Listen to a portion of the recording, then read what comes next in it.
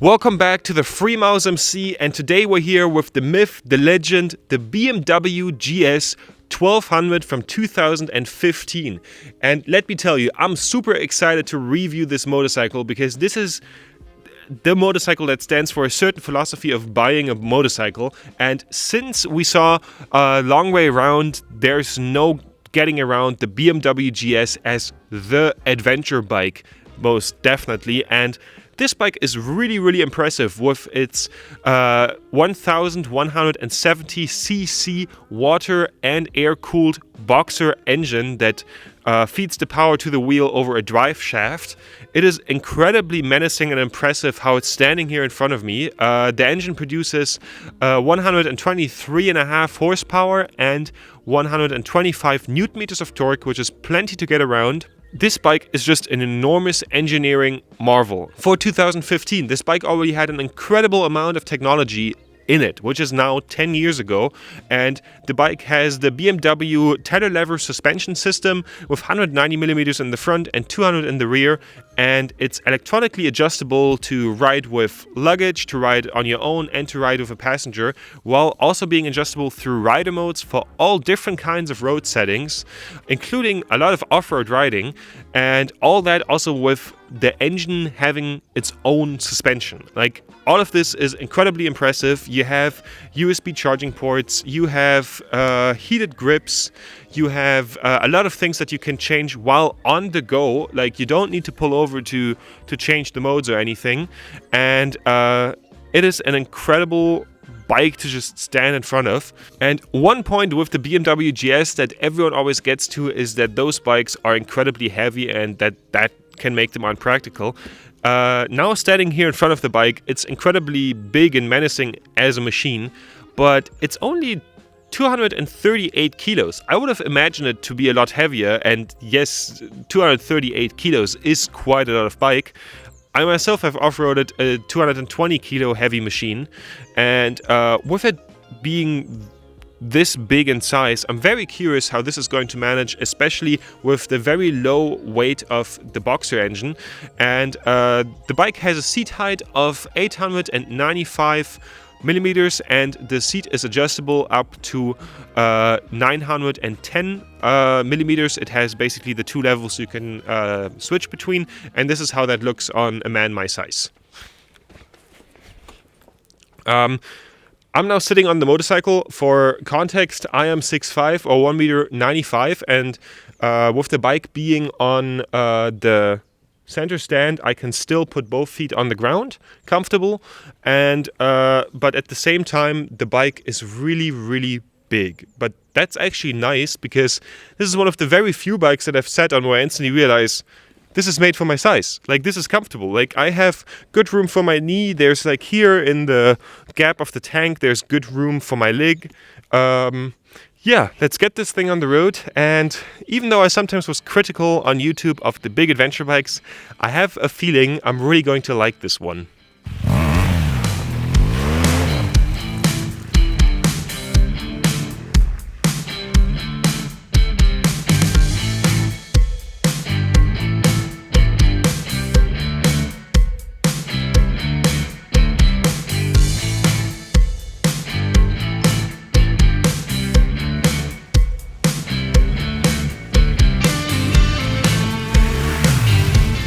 So we're now here with the BMW GS beside the beaten path, and you can feel its weight.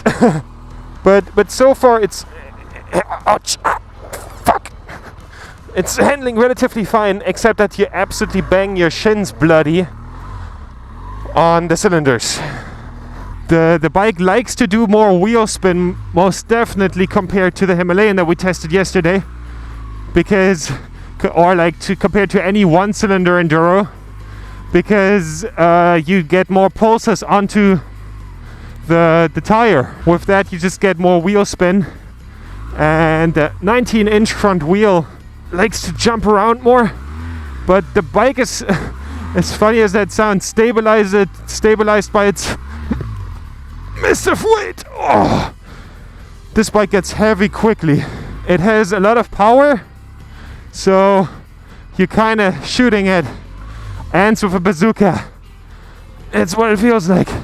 For stuff like this, it is fine. Like, it can handle a really muddy, bad road. But on a single trail, I would not want to be. Okay, let's drive here through the ice.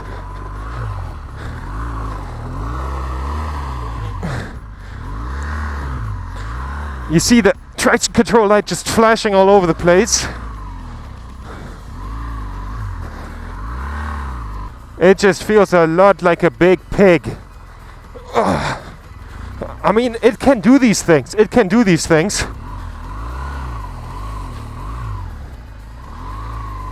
Let's go here through the ice.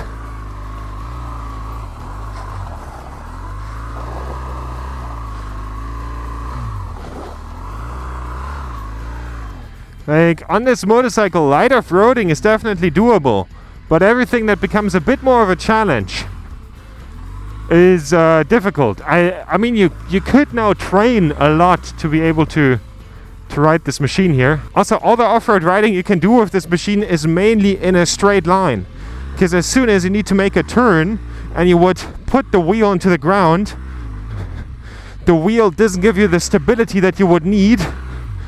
And also all the weight is pushing. I think for the occasional road beside the beaten path, this is definitely fine, and for like having some fun in between. But for touring the world and going into all these different countries that also even McGregor and so on have went to, it could get a real pain in the butt. However, with me first struggling with the weight of the motorcycle off-road, I have to say that for what the bike is with all its weight, it does what it's supposed to do relatively well. And you definitely have fun doing it. If you are used to the motorcycle and you take it on the occasional gravel road or on a fire road in between a tree line, you will have a great time. So we're now getting the typical BMW GS experience, and that is your rider skill was not able to handle the road, and now you have to lift this heavy motorcycle. I already took off my jacket because motorcycle gear can be very restrictive. Let's see how that actually does. For context, I'm relatively fit. I regularly go to the gym, do a lot of sports, rock climbing, physically active. So let's see how the average physically active dude handles this. So, proper technique. 3, 2, 1. Go! Yeah, okay, so this was relatively manageable, but it needed a lot of basically strength in the first impulse. So if I would have to do this again, I think I would start to struggle after 3 to 5 times doing this. And this was now on a straight road with muddy ground, but if it would lay up an incline, this would get more troublesome. But I would say if you're a fit dude and you're not riled up with adrenaline, you can lift this thing around 5 times. Another reason why this is relatively approachable to lift up is because the engine is very down low. So the bike doesn't fully tip over because of the cylinder sticking out. And then when you get to tackle it, basically the toughest bit is already made, where you really need to go out of your deep knee angle. You don't have to do that, but basically, with the weight still being relatively high, I give your average dude 5 times of lifting this thing in a real life situation. When it comes to riding the BMW GS 1200 on road, there's not much to say. Why is that? It's because the bike does everything incredibly well. Even in cold weather, you're quite comfortable carrying a lot of speed through the turns. The bike feels weightless. As soon as it gets going, it handles the turns well, it basically drives itself, and it feels like a couch while doing it. When munching miles on cross-country roads, it is incredibly comfortable. It's like sitting in a car. It has heated grips. You don't feel any pain on your body anywhere. The wind protection is amazing. The bike is so good on road that it ends up being the shortest part of this video because you can only say about it that it's good. One extra point though, the BMW GS doesn't get enough credit for how characterful its boxer engine actually is. So I'm now back from riding the BMW GS, and all in all, I have to say it's a great bike and it delivers on everything it promises. I think one thing that's very necessary is that you're a fan of the philosophy of the bike, basically, because it's a really big and heavy bike and you feel that off-road, but there are people that want a really big bike with a really big engine, with all the big numbers, all the big horsepower, and if that bike is supposed to be off-road capable, this is how close you're going to get to that. And the bike does that really, really well. Like, if you're not a fan of the concept itself, then you're not going to like it. But if you are, there's a lot of great stuff to love here. And the bike does its technology side really well. It basically dials itself super far back to be rideable off-road. And even though when going off-road, I still was a bit like shaky, and compared to riding other bikes, it was a bit of a slower time, but you still have a good time. And then the transition over to basically riding on road is really smooth, really nice, and the bike performs very nicely on road. There's not a lot to say about how it rides on road because it just does everything great. Like cornering, great. The bike basically drives itself. It's super comfortable. And the thing that I like partially the most about it is the bike is called the BMW GS, right? Geländestraße in German. And it really delivers on that because with other bikes that can do both, they do both things separately. Like you drive on the road and then you drive off-road, you have to switch the modes, you have to switch off the ABS, turn the bike on, turn the bike off. This bike handles this transition like you would be sitting behind a PlayStation controller and you just press the buttons. And like you ride, then you switch your mode very easily, very intuitively, pull the clutch once and you changed mode. You will not have to make a break between riding on-road and off-road. And I feel like the concept of Geländestraße, terrain street, is basically what is promised, and it does that well. Talking about the price of the motorcycle, all BMW GSs, when they are new on the market, they go for around 30 grand. That's a lot of money. That's buying a Porsche 986 on the used market money. That's crazy.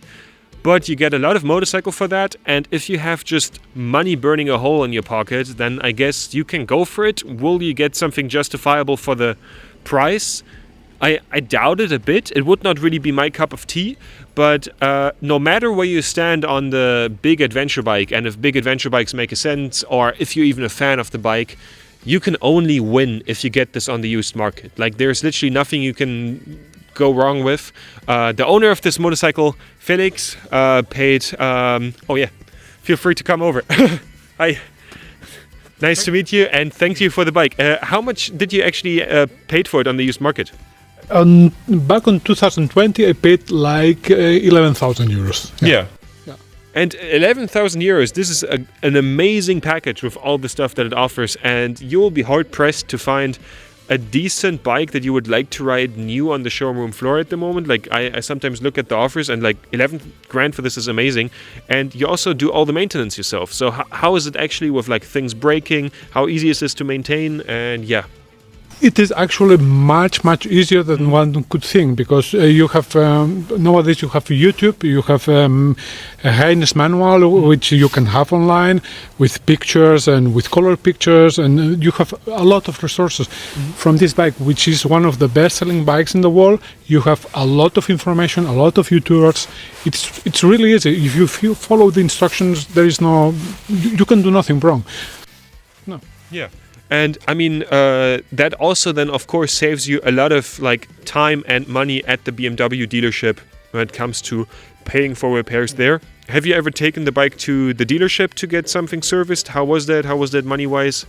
I only brought her once to the dealership so that they could check the brake caliper on the rear wheel.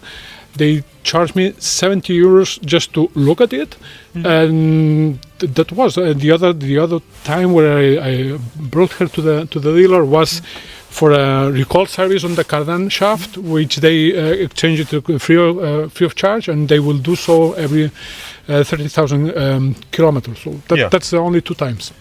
Okay, thank you definitely for this insight. And yeah, what a great bike. And that you get a free cardan change every 30,000 kilometers is relatively crazy. And all in all, it's a decent bike. And if you buy it on the used market, I think there's not a lot that can go wrong here.